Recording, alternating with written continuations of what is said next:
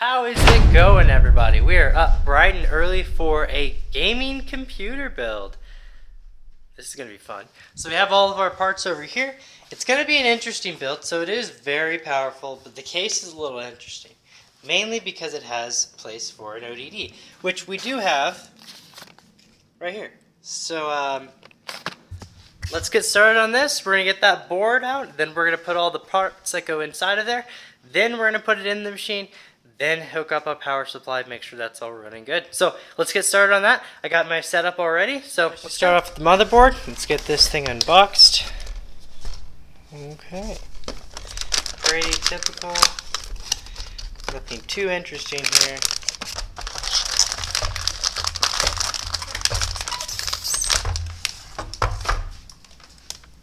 Okay, so here's our board. We have a pretty neat selection of I/O. We have some of our aux out and line in, all that over here. We got our gigabit Ethernet, I assume. Probably not multi-gig.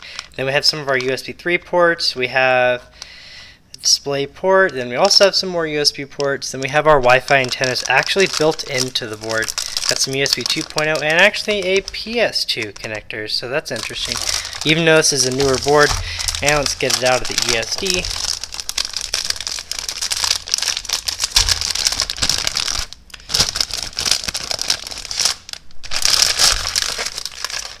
And lay it on top of it like that. Okay, so we got some more interesting things here. Just a normal LGA 1200 socket. Then we have our 4 DIMM slots. We have our M.2 is going to go here. Then we have our graphics card going to go in this slot right there. So I think that's all we really need to care about for the moment. Let's get the station organized. We have our CPU right here. We're using an i7 10th gen K series. It is the KF series, so the F means no internal graphics, which makes sense because we are using a graphics card. Then we have our NVMe right here. Now this is a pretty powerful, it's a beastie boy right here. It's a 970 Evo Plus, which I think has read and write speeds of like 2800 by 3500. Pretty powerful. It's also 2 terabyte of that. This guy's going to be using this as like a DAW, and so he needs a quite powerful build for that, so it makes sense why he's choosing this. And then we have our RAM. Now this doesn't quite make sense to me why he wanted this much, but it's not my job to ask questions about it. He has two 32 gig sticks, so 64 gigs of RAM is what we have for in this build. Pretty powerful. Should be an exciting build. And then for our graphics card, we have a 2060, but I don't have that open right now. So let's put the stuff in, then I'll update you guys. So we got our CPU mounted in there, all snug. There's our i7. We have our 64 gigs of RAM in our A2 and B2, which are the first, as this little diagram shows. And then we also have our M.2 put in there. You probably, yes, you can see it. So there it is right there.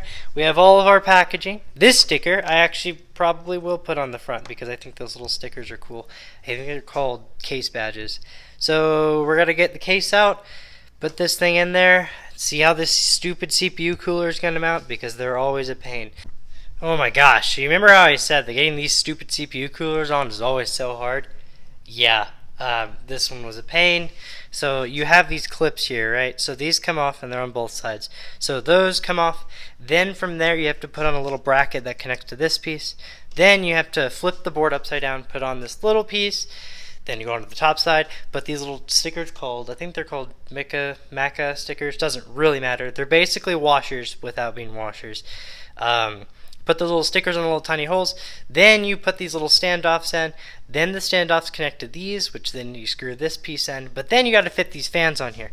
Now there's very, very little room. Look how close that got.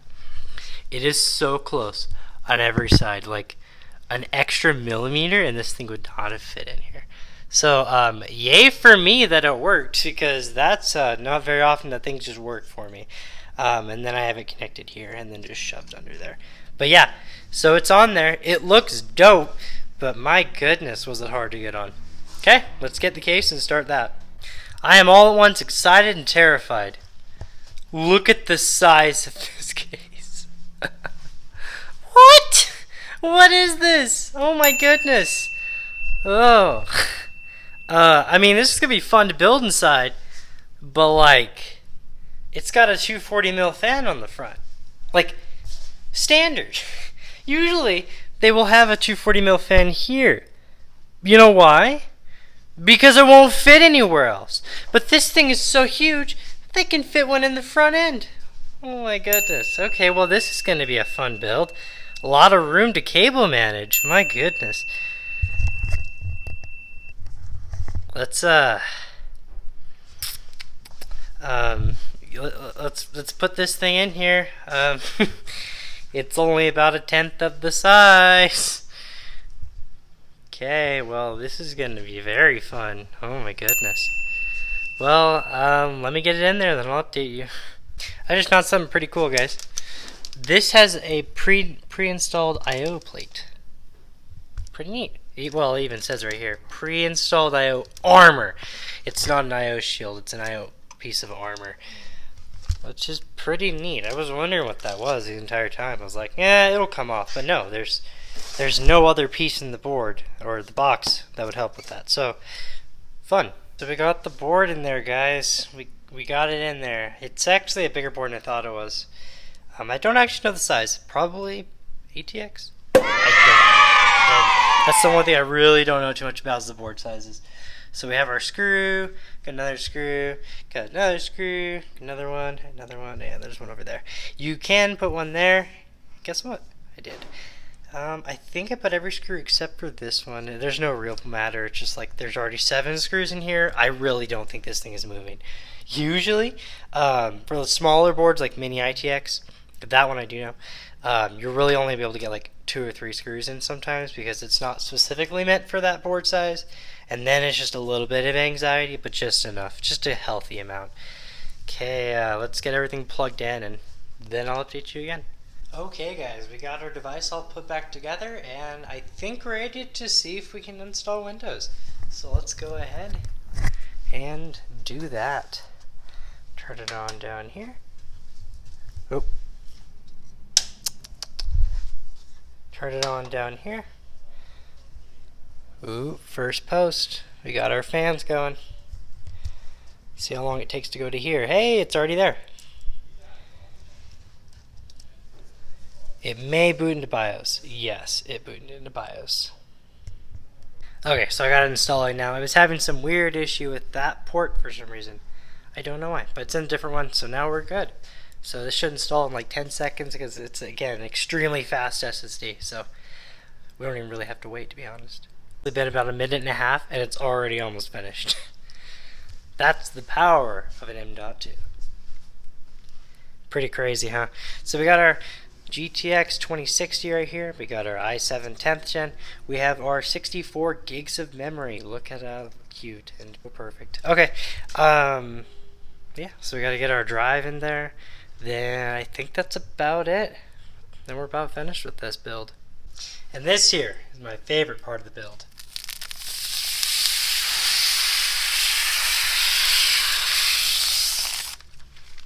It's pretty satisfying. So we are finally finished with that build. As sad as it may be, it's over. RIP. It came out pretty well. So it is turned off right now, obviously. Here I am.